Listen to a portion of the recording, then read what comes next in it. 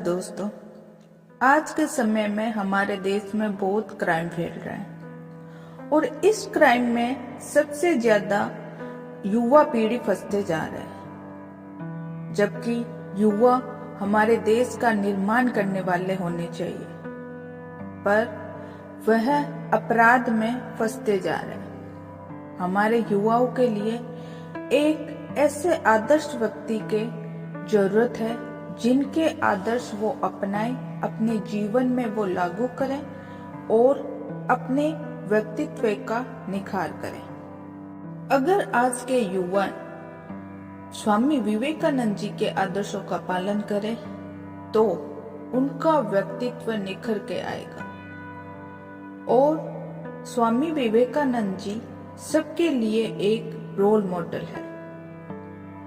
इसी कारण 12 जनवरी को स्वामी विवेकानंद जी के जन्म दिवस पर इस दिन को राष्ट्रीय युवा दिवस के रूप में मनाया जाता है। तो दोस्तों, आज हम स्वामी विवेकानंद जी के कुछ ऐसे आदर्श देखेंगे, कुछ ऐसे किस्से सुनेंगे जिनको सुनकर आज की युवा पीढ़ी कुछ प्रेरणा ले सकती है और अपने जीवन में आगे बढ़ सकती है।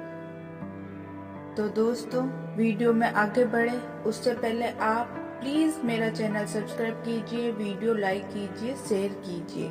आपके सपोर्ट की मुझे बहुत आवश्यकता है। तो दोस्तों, स्वामी विवेकानंद कितने महान व्यक्तित्व के धनी थे ये बताने की आवश्यकता नहीं है। स्वामी विवेकानंद जी ने जितने युवाओं के हृदय को जागृत किया, शायद उतना किसी और ने नहीं किया।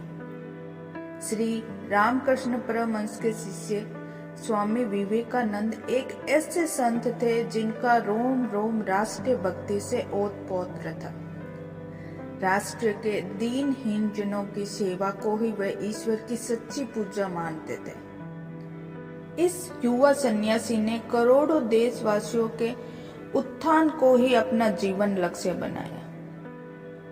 उन्होंने ऐसे अनमोल वचन दिए जिन पर यदि हम अमल करें तो ये हमारी जिंदगी बदल कर रख देंगे। उनके कुछ ऐसे किस्से भी हैं जिनसे पता चलता है कि वो कितने आदर्शवान, कितने संयमी, कितने धीरज वाले थे। एक बार स्वामी विवेकानंद विदेश गए, जहां उनके स्वागत के लिए कई लोग आए हुए थे।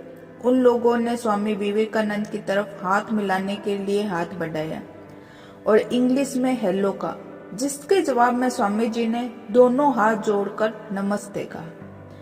उन लोगों को लगा कि शायद स्वामी जी को अंग्रेजी नहीं आती, तो उन लोगों से एक ने हिंदी में पूछा, आप कैसे हैं? तब स्वामी जी ने कहा, I am fine, thank you. उन लोगों को बड़ा ही आश्चर्य हुआ। उन्होंने स्वामी जी से पूछा कि जब हमने आपसे इंग्लिश में बात की तो आपने हिंदी में उत्तर दिया, और जब हमने हिंदी में पूछा तो आपने इंग्लिश में कहा, इसका क्या कारण है? तब स्वामी जी ने कहा, जब आप अपनी माँ का सम्मान कर रहे थे तब मैं अपनी माँ का सम्मान कर रहा था, और जब आपने मेरी माँ का सम्मान किया तब मैंने आपकी माँ का सम्मान किया। यदि किसी भी भाई बहन को इंग्लिश बोलना या लिखना नहीं आता तो उन्हें किसी के भी सामने शर्मिंदा होने की जरूरत नहीं है, बल्कि शर्मिंदा तो उन्हें होना चाहिए जिन्हें हिंदी नहीं आती। हिंदी हमारी राष्ट्रीय भाषा है।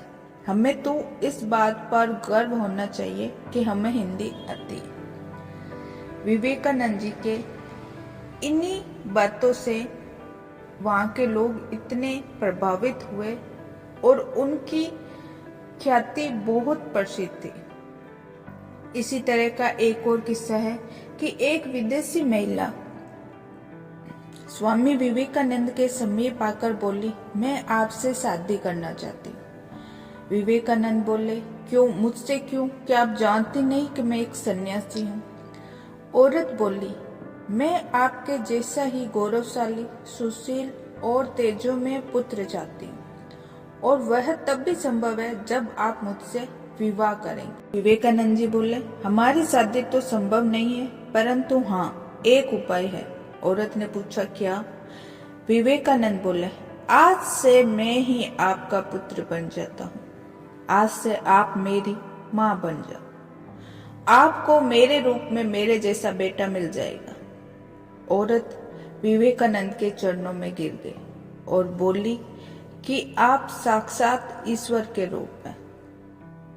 इसे कहते हैं पुरुष और ये होता है पुरुषार्थ। तो देखिए दोस्तों, विवेकानंद जी ऐसे सन्यासी, ऐसे पुरुष थे जो अपने प्रभाव से लोगों को प्रभावित करते थे।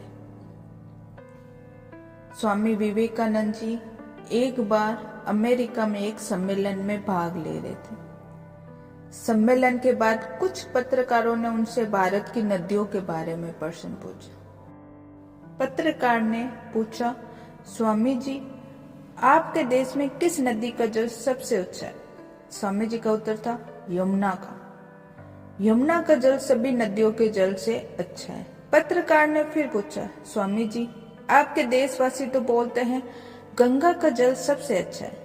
स्वामी जी का उत्तर था, कौन कहता है गंगा नदी है? गंगा हमारी माँ है और उसका नीर जल नहीं है, अमृत है। यह सुनकर वहां बैठे सभी लोग आश्चर्यचकित रह गए। सभी स्वामी जी के सामने निरुत्तर हो गए। तो दोस्तों, आज के समय युवा पीढ़ी को ऐसे ही आचरण की जरूरत है, क्योंकि आज की युवा पीढ़ी का गलत दिशा में भटक रही है। आज के युवाओं को स्वामी विवेकानंद जी से सिद्धांत की आवश्यकता है, क्योंकि देश का निर्माण युवाओं से ही होता है। तो दोस्तों, आज के समय में अपने आचरण में स्वामी विवेकानंद जी जैसे हमें आदर्श अपनाने पड़ेंगे। उनके कुछ ऐसे आदर्श हैं जिनको हमें जिंदगी में अपनाना पड़ेगा। उनका पहला आदर्श है, उठो और जागो और तब तक रुको नहीं जब तक कि तुम अपना लक्ष्य प्राप्त नहीं कर लेते। दूसरा, जितना बड़ा संघर्ष होगा जीत उतनी ही शानदार होगी। स्वामी विवेकानंद ये भी कहते हैं कि एक समय में एक काम करो और ऐसा करते समय अपनी पूरी आत्मा उसमें डाल दो, बाकी सब कुछ भूल जाओ। स्वामी विवेकानंद स्टूडेंट को भी प्रेरणा देते हैं। वो कहते हैं, पढ़ने के लिए जरूरी है एकाग्रता, एकाग्रता के लिए जरूरी है ध्यान, और ध्यान से ही हम इंद्रियों पर संयम रखकर एकाग्रता प्राप्त कर सकते हैं। स्वामी विवेकानंद जी का एक आदर्श यह है कि जब तक जीना तब तक सीखना। अनुभव ही जगत में सर्वश्रेष्ठ शिक्षक है। वो कहते हैं कि हम वो है जो हमें हमारी सोच ने बनाए।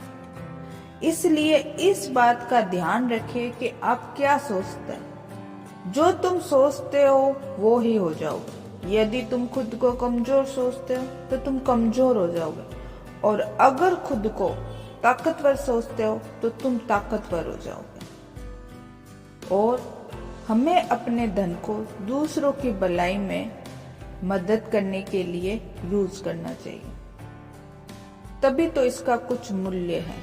अन्यथा ये सिर्फ एक बुराई का ढेर है। इससे जितना जल्दी छुटकारा मिल जाए उतना ही बेहतर है।